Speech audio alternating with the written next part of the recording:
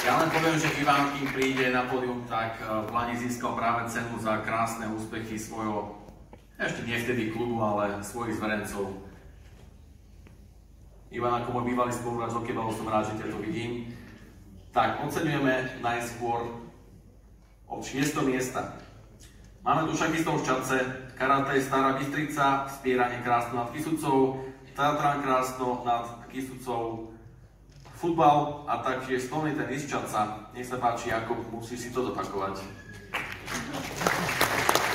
Poprosím aj Krásno nad Kysucou, pána grafu alebo príde niekto z futbalového klubu, taktiež zo šachu z Čadce a karatistov zo Starej Bystrice.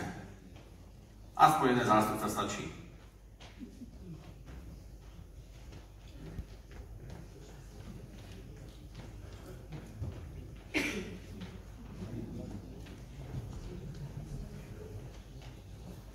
Tak, Ivan, poprosím ťa, môžeš začať oceňovať. Alebo to dáte naopak, že Ivan to bude držať a ženy budú oceňovať. Ako chceš, buď gentleman.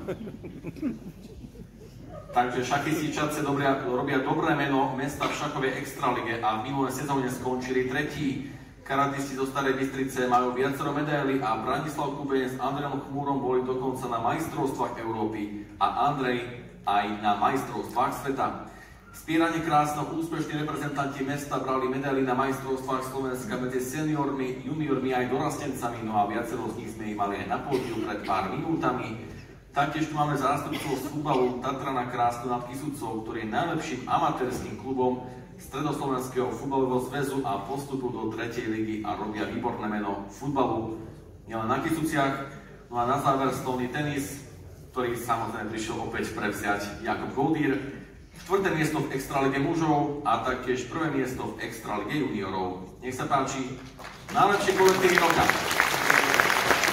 A Ivan Jaroš. Pani, ďakujeme.